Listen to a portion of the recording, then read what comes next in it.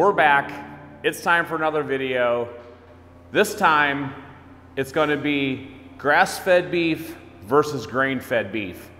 Scott's going to do some explaining about the differences between the two, and then we're going to move these onto our processing floor and show you some comparisons. So, take it away. That's right, and one of the reasons why we're out here, we're back on the slaughter floor as we roll these out of the cooler, and we get a lot of questions about the dry aging process. We wanted to roll these back out. We wanted to re-weigh the carcass after the dry aging process. Talk a little bit about what dry aging is, why we use it, why it's no longer an industry standard. So the reason why we use it is you basically have three things that happen with the dry aging process. Number one, you're going to get the enzymes begin to break down the muscle fibers, so the meat becomes more tender. Number two, you're going to have some of the moisture evaporate from the carcass. Flavor becomes more robust, a little bit more intense.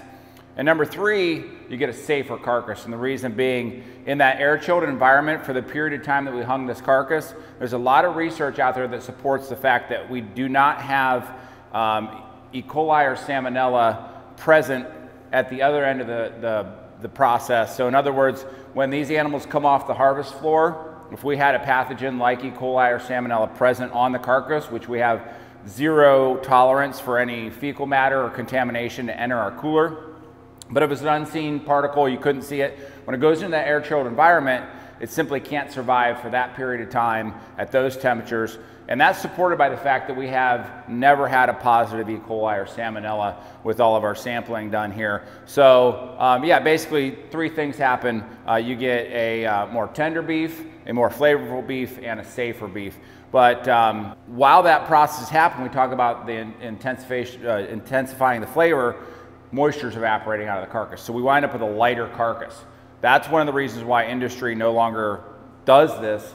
And in speed too. So these particular carcasses were actually butchered almost 3 weeks ago. We're at day 19, and we did hang them a little bit extra long just because we wanted to, for the sake of this video, we wanted to both side by side, and we just had that opportunity. So they hung for a few extra days, which is fantastic. Basically day 0 to day 7 is the most dramatic change. We'll never touch a carcass before day 7. 7 through 14, you have a much more gradual curve, and then it continues through 14 through 21 days. We rarely ever hang past 21 days.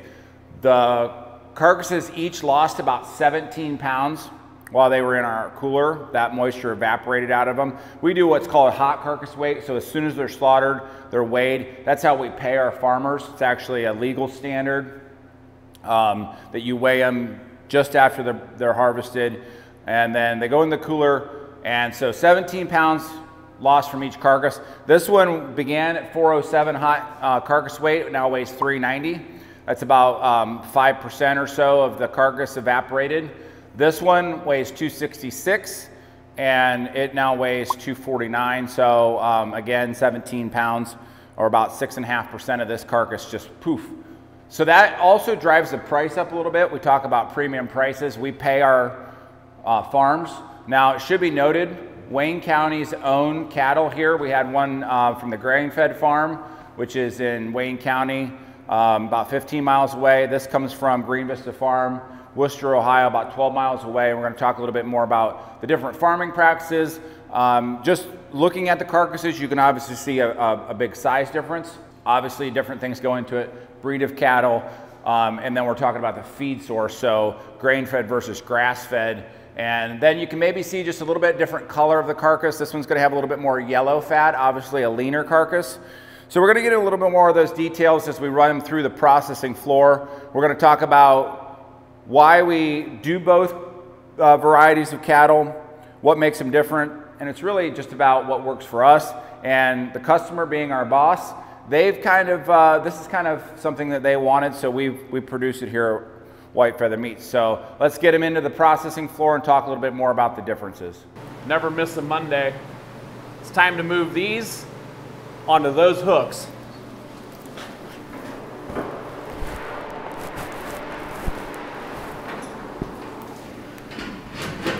Now that we're back in the cooler, I'll talk a little bit about the coolers and the dry aging process. So this cooler, it uses low flow evaporators. Those are something that keep the air moving around in here, and we hold it at 35 degrees, which is the optimal dry aging temperature.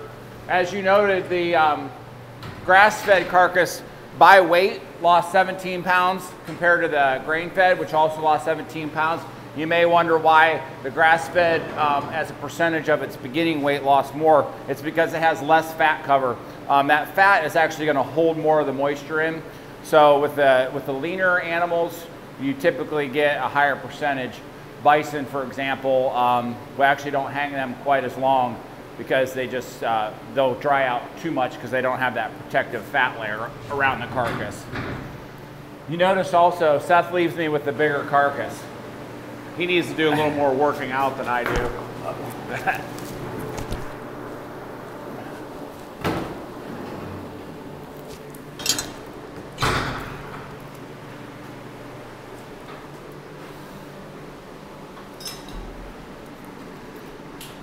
Let's get them cut up. We'll get them pushed out onto the floor, and let's do some comparisons.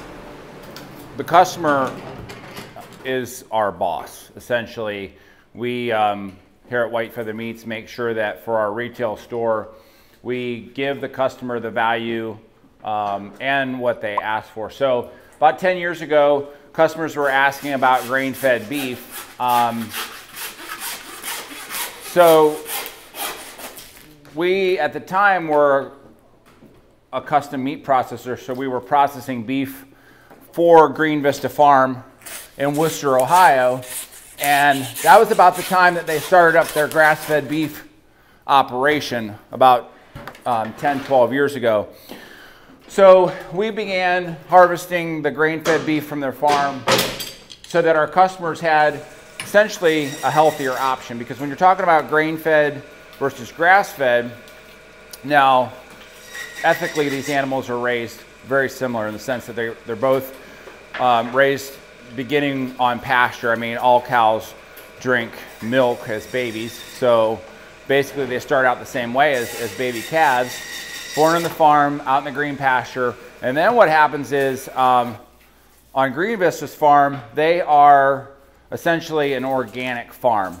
We're talking no spray, no pesticide, no herbicide use, locust fence posts, so they're non-treated, all this stuff, so that what we have is an animal that's only ever ate grass in its entire existence. Now the customer was seeking that out because, number one, they wanted an animal that was guaranteed to be free of any pesticides, herbicides, you know, any chemicals. Number two, there's a belief system out there that animals like cows, ruminating animals, are only supposed to eat grass. So we like to say it's kind of like olive oil versus butter. When you have the 100% grass-fed beef, you're going to have more of that olive oil version. You're going to have a little bit better balance of your omega-3 and 9 fats to your omega-6 fats. Basically just a healthier option. There's argument for the environment as well. The animals that are raised out on pasture, if you think about it, you know, you don't have you know, manure on the feedlot. It's just going right back into the grasses. And it's very important too to mention that the grasses that you use cannot just be any old thing that grows up in the backyard or the back 40. Jonathan Berger, Green Vista Farm, has a background in soil and water conservation, so he had a good basis knowledge for starting his grass-fed operation. What happened was he did all the research to plant the right grasses on his farm. And then, you know, to answer the question, you may see it in the grocery store, why is grass-fed beef more expensive than grain-fed beef? Should be easy enough to feed a beef grass, right? You just, grass is free. Well, that's not entirely true. One, to go back to that statement that you have to plant the grasses and manage the grasses so that you get the right grass. Things like fescue can off-flavor the beef, and you'll get a beef that doesn't have, it's not palatable. It just doesn't taste very good. Think in the sense where if you eat an organic granola bar, for example, and it just tastes disgusting, it's still a granola bar. You could have the same thing with beef if they're not raised with the right management. So grass-fed beef take longer to finish than grain-fed beef. It's actually cheaper and more efficient to feed an animal or finish an animal out on grain than it is grass. Here are the primals that we talked about. We have a tenderloin, we have a strip loin, we have the ribeye section, we also have a sirloin. So these are going to be what we do our comparisons with. We'll do the same thing on the grain-fed half as we did with this grass-fed half. And then once we have everything out here on the floor, we'll cut each individual primal section into steaks so you can see a side-by-side. Also, while I have you here, a lot of people ask about the picanha steak. They want to know where it comes from and what it is. So this is the sirloin primal right here, this whole piece. Located right on the top of this primal is this portion right here. This is the picanha. So there's a seam right here, and if I pull this apart, you basically do it with your fingers if you wanted to. I would remove the picanha, which is technically the sirloin cap, from the remaining portion of the sirloin. So just wanted to let you guys know, the ones that have been asking, picanha, this is where it comes from. Now you know. Okay, now on to the grain-fed beef. It should be noted, the only difference really between our grain-fed beef and the grass-fed beef, as far as that transition from the pasture where it's drinking mama's milk, is the 100% grass-fed beef, which does carry a third-party certification. They're certified 100% grass-fed by the American Grassfed Association. When we go to the grain-fed beef, really the only difference, ethically, like I mentioned, there are never any steroids, antibiotic use, or growth hormones in either of the varieties. What you do then is you take and you just allow this animal to begin eating grain. So it's not transferred to a feedlot. It's simply just presented with the option to eat grain along with the grass. And then as it gets closer to slaughter weight, it's fed more and more grain. Still continues to eat the roughage, which is like your grass or your hay, while it's eating as much grain as it wants. So really what happens is you get a lot more energy into this carcass, and that's essentially why they get bigger, why they get more fat on them. Now we cut a little bit different styles for different customers. The grass-fed customer, typically that's somebody that's seeking out the beef that's a healthier version or a perceived healthier version, so they're going to be looking to, they eat a little bit different. In other words, they're not going to look for that big 32-ounce steak. We don't really even cut the tomahawks as much out of the grass-fed, simply because that customer typically doesn't want that type of cut. So as you see us go through the grain-fed, a little bit different style, a little bit bigger cuts. It's a little bit more for that person that really likes to put it on the grill, see that flare up, and just get that nice, beefy, mellow texture, the buttery flavor that you get from the grain that's been added into this beef's diet. Grain-fed beef are essentially the standard across the U.S. A lot of grass-fed beef can have a both domestic and international source. It should be noted again that our beef came right through the back door. We slaughtered them here. We're blessed to be in an agricultural rich county here in Wayne County where we can draw from these different farms, and we walk them right through the back door, and that's so that we can source the correct product for the customer that comes into our retail store. If you were cutting this style for different custom applications, you really have not nearly as much control over the source or the beef that you bring in the back door. But for us, we bring in, so we bring the animal in the back door, and then we have to adapt the cutting style for the customer and for the season too, because obviously here in Ohio we have 4 seasons. So we're going to have, for example, roast, stew meat, those sort of things. You're going to be cutting in the fall through the winter. You're going to do more of the beef patties, the grilling cuts through the spring, summer months. So we're always cautious of how we cut an animal, because whenever we bring in a whole carcass, we then have to sell every single ounce off of that carcass, so that we have, obviously we remain profitable. So it can vary by season. It can vary by the variety, whether we're doing 100% grass-fed or 100% grain-fed. So here's all the primals. Grain-fed, tenderloin, grass-fed tenderloin. You can see the difference in color and size between those two. Sirloin, here's the grass-fed, here's the grain-fed. There's that picanha that we talked about. Hey. This is the whole, what? Why you gotta be interrupting my video, It's getting sir? close to lunch. How about I go fire up a grill and we'll put the picanhas on? How's that sound? That's a great idea. So Scott's gonna go fire up a grill. I'm gonna pull the picanha off of the grain-fed and the grass-fed. We're going to slice them. We're gonna put them on some skewers. We're gonna sprinkle them with a little bit of that Bearded Butcher Blend seasoning, and we're gonna try them here at the end of the video. So great idea, Scott. My belly is starting to rumble. So, all right, moving on. Rib sections, grain-fed, grass-fed.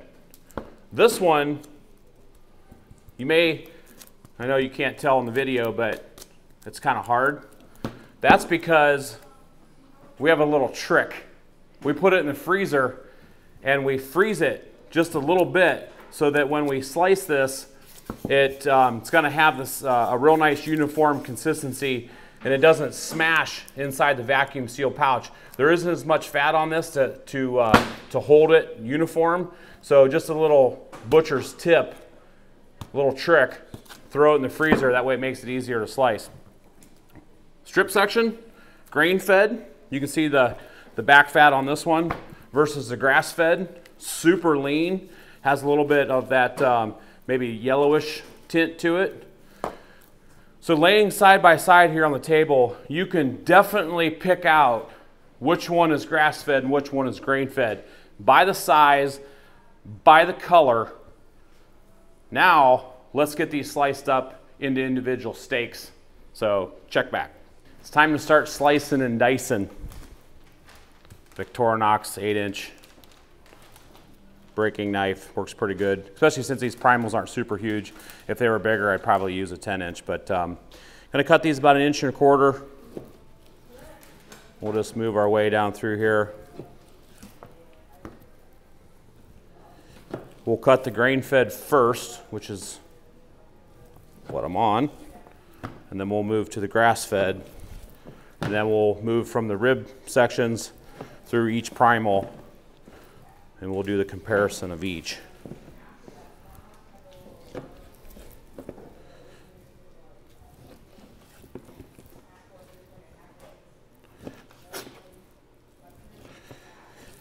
So there's the grain-fed. Let's get these all laid out on the table.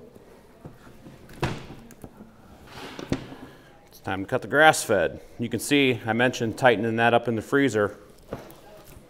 That way it keeps its nice uniform shape, and when you vacuum seal it, it doesn't smash those edges down.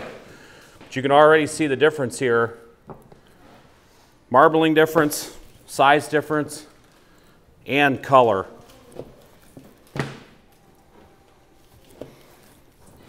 You know, we thought doing this video would be great to educate people, and the best way to do this is just to get both animals out here, both carcasses, and get them side by side. There's the rib section. Let's move on to the strip. Grain-fed strip steaks. It's the New York strip. Those are some dandies. Nice fat cover on them. So here again, we'll start with the grain-fed first, and then we'll move to the grass-fed.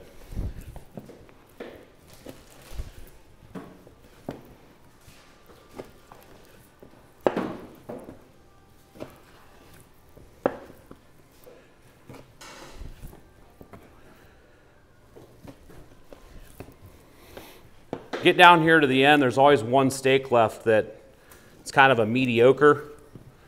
We don't save it as a steak for our retail just because it has a gristle line going through here. If you go to the grocery store, keep an eye out for this. You want a steak without that gristle in there. See how this one, no gristle. This one runs right here. That's that very last steak where it meets a sirloin. We choose to turn this into kebabs or stir fry instead. So just a little tip, when you're at the store, may want to keep an eye out for that if you want the best possible eating experience that you can have. So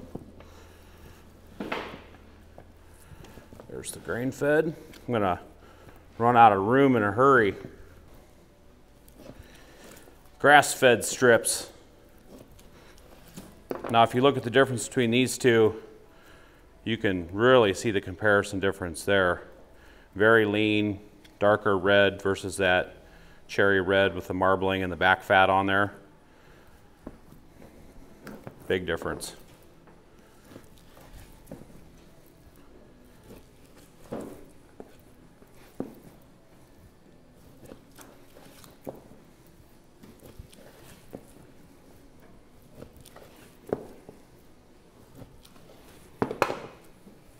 The other thing too that you can see is on the grain-fed beef, it was a larger frame carcass, so it did produce a few more steaks per side compared to the grass-fed. So keep that in mind. If you go to the local processor, you've been eating grain-fed beef your whole life, and you always get 12 strip steaks back every time he cuts, then you deliver him 100% grass-fed beef, and all of a sudden you get 1, 2, 3, 4, 5, 6, 7, 8. Don't call him and say, I only got strip steaks this time, because a lot of it has to do with the animal that you delivered to him. So another butcher's tip. Who doesn't love a good fillet? Now, keep in mind, it's not gonna have the flavor that another steak like the ribeye would have. If you're going for tender, there it is. You get that up next to a ribeye, you can see the fat difference. Personally, I choose a ribeye over a fillet, but like we like to say, whatever floats your boat.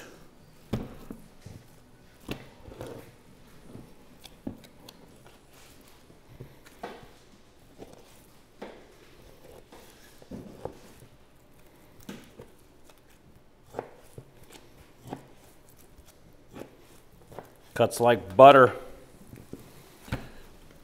Comparison between the two. There again, has that darker red versus the lighter cherry red with the marbling in there. Grass-fed's a lot leaner. Let's just get them laid out side by side. All right, Scott mentioned picanha. And that's a great idea because that's what we're going to eat for lunch. So right here, there's a seam. You can get it started with the tip of your knife, then use your fingers to kind of pull it apart. And this picanha, it ends about right here. You can actually see a line right there. So can't really go much further than that. And this is going to be just fat right here. There's no meat. So we're just going to go ahead and take this off like that. This we will cut into sirloin steaks. And this, we're going to slice it, put it on skewers, season it up. I think we'll use some Bearded Butcher black seasoning today, that our favorite rub for steak, which has the coffee in it and the molasses, the meat candy. Put some of that on there. We're going to cook these up for lunch. So we're going to start up at this end, and we're just going to cut down through here on these picanhas, about 1 inch to 1.25 inches thick. All the way down to the end. And then what we're going to do is we're going to fold them kind of like that, stick a skewer through them, and grill them. So there's the picanha. Let's get started on the sirloin. Now when you come into our store, you can buy whole sirloins or you can buy half sirloins. And by a half sirloin, what we do is we save these little chunks, no gristle in them. And then by a whole sirloin, we simply just cut all the way across the whole primal and you end up with a piece like this. So a lot of it we do is for our specific customers' needs, and maybe they can't eat that big portion, so we like to offer it in both options, whole or half. On to the grass-fed. You can see how much smaller the picanha is on the grass-fed. So picanha, we figured out that we believe it that you say it picanha, like that. So that's what we're rolling with. Brazilian cut, starting to gain popularity here in the United States. See how much smaller these are. Very lean. All across the board, the steaks are pretty similar with the leanness and the fat cover, grain-fed versus grass. I'm running out of room on my table, Spencer. Shucks.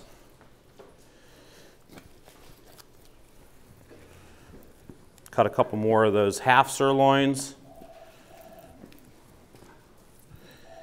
And a couple whole sirloins. Any of the pieces like this, you can see how uneven that is, thin on one side and thick on the other. That we will cut into kebabs along with the rest of our little scrap pile. It's time to give you an overview of what's on our table. The primals that we talked about, the ribeye, the strip, the sirloin, picanha, the tenderloin, which we cut into fillets. They're all out here on the table. This was actually very good for me because I see them both, but I never see them really side by side as I'm cutting them. So it's been kind of cool to see the differences, and I hope you've enjoyed it as well. Starting down here, ribeye, grain-fed, grass-fed, very different. You can tell that. Size-wise, fat, we've talked about that, marbling, fat cover, color of fat, color of meat, all that. You can see the differences there. Moving on to the strips, same thing. Grain-fed, grass-fed, very, very different. Moving over here, we have the tenderloin, which we cut into the fillets, grain-fed versus grass-fed. The picanha, grain-fed, grass-fed, and then what we're left with is the sirloin, half sirloins, whole sirloins. So, and this picanha is going to be our lunch. Stick around for that portion.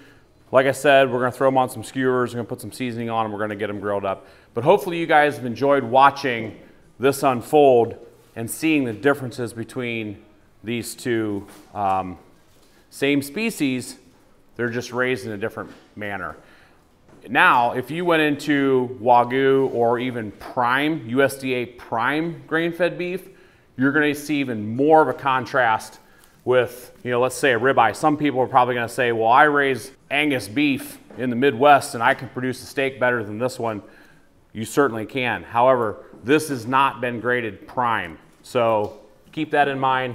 We do have those cuts available. Something that's just full of marbling. There again, but we wanted to keep this comparison, somewhat close, but not just completely drastic one way and then the other, somewhere in between. But we think we picked two pretty good carcasses for that. And so stick around. We're going to get some of these picanhas seasoned up. We'll get them on the grill. We're going to taste them. It's picanha time.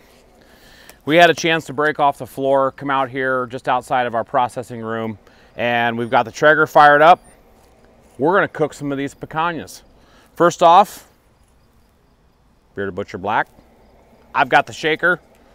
Don't forget, it's also available in the bucket to refill the shaker. So anyways, we're just going to go ahead and get started. And we like to season these pretty liberally and just get a nice coating on them. You can pre-season them, let them sit, you know, overnight in your fridge if you'd like. But since we just broke these out of the animals, we want to go ahead and just get them started now. Plus, it's lunchtime at White Feather Meats, and we're kind of hungry. So what I'm going to do is I'm just going to fold it like this, take a skewer, poke right through the center of the opposite side, making sure I don't stick it through my finger, and then just go ahead and get another one started.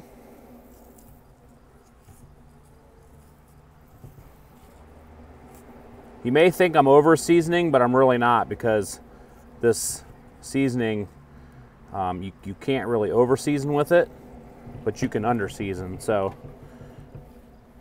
just a little tip for you there.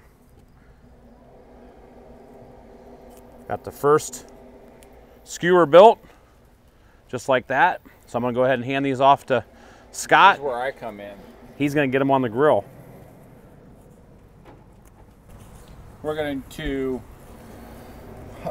smoke for about 35-45 minutes. We've got the Traeger 885 set up.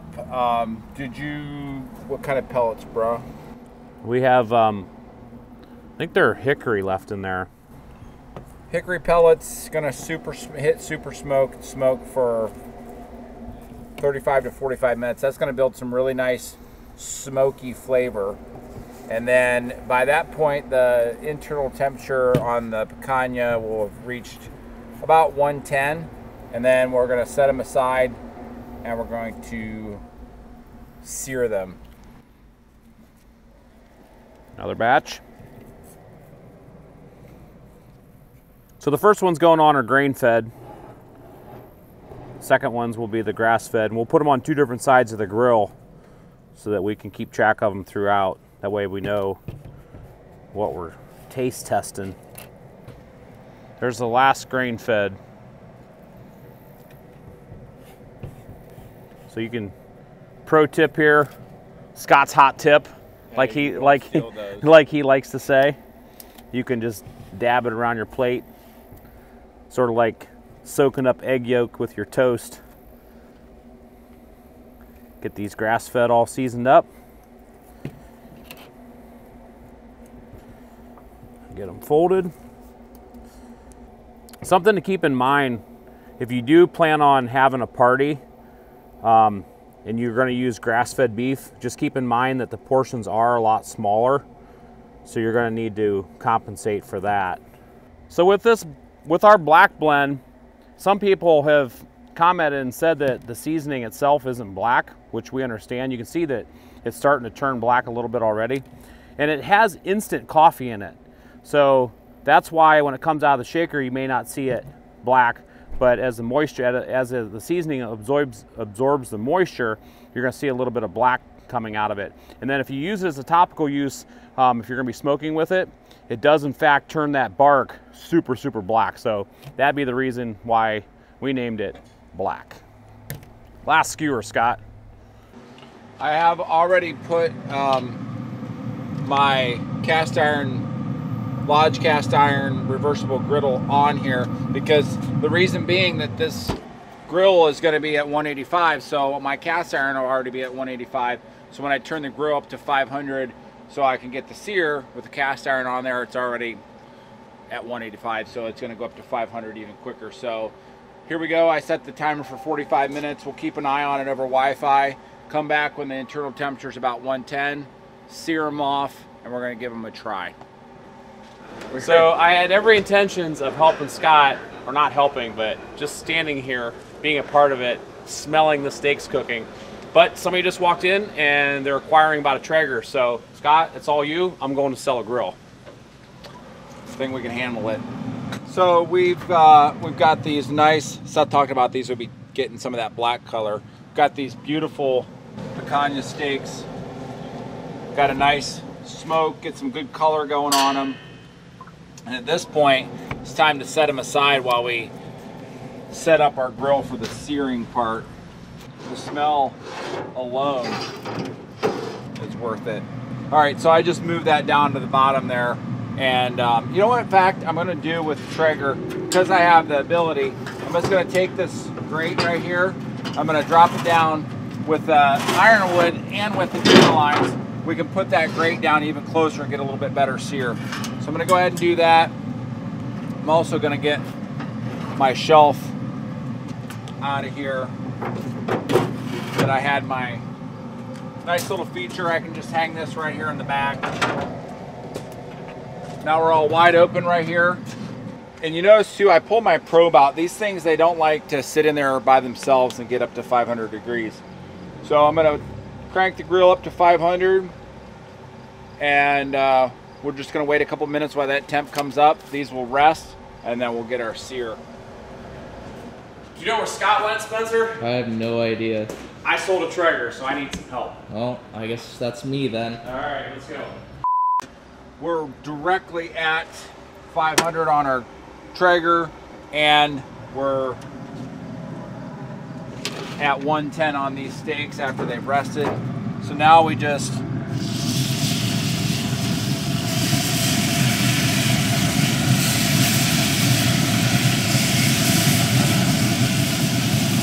get them on there. And in fact, I'm not going to probe them with the Traeger, the actual Traeger probe, because it's a little bit of fiddling around with all the flipping and everything like that. Want to get my grill shut. I'm just going to use the instant read thermometer and just basically go by time and feel until they get to about 125, 130, and then we're going to pull them off, let them rest again, and then it's time to slice and eat. Did you get it sold? Is that the person that called this morning? Did you expect anything different? If they called when I talked to them, then does that mean that I get the sale? 50%. It's a team. There's no I in team. Where are we at here? So I didn't even bother with a probe because I'm just going to put them on there for about a minute and a half, 2 minutes on the first side. Flip them about the same on the second side. So in fact, let's just take a look. Ooh. Look at that.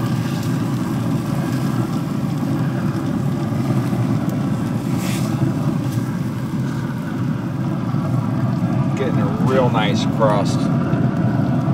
One of the things that we love about these instant read thermometers is they literally are that. I think we're there. Ooh, 127. Time to pull them. Boy, they smell delicious. So now the important thing is that you don't go gobbling into these things immediately. You've got to get them a little time to rest. Yum. We're going to put them off to the side. Give them a few minutes to rest. Slice. Tell you what we think. All right, time to pull the skewers out. Do a little slice in here.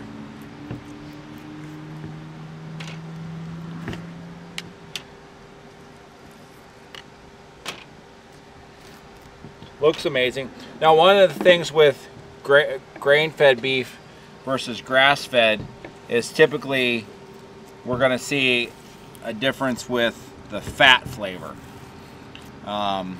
Hate to use the word gamey, but with grass-fed you can get, especially in the fat, you can get more of a richer flavor, a bigger, beefier flavor.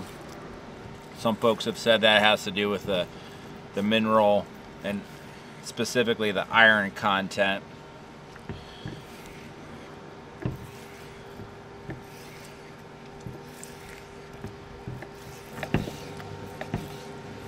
Looks like it's tender to me.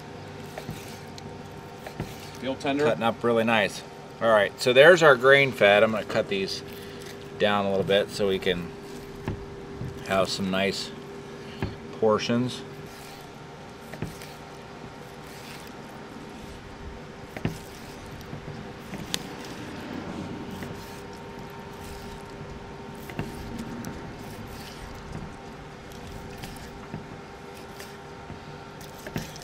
Definitely no lack of juiciness. All right. It's the only thing one left to do at this point, Seth. Let's try it. Need a toothpick? Yep. I'm just gonna go for this big chunk right there. Oh yeah. I love that black seasoning on red meat. Let me get Juicy, some tender, little bit of fat. Excellent. The grain fed? Yeah. Yeah, I'm gonna try that same thing too. A little fat. A little chunk of fat on there. Nice and mellow. One of the things about Very dry tender. aging the beef is you get that nice beef flavor.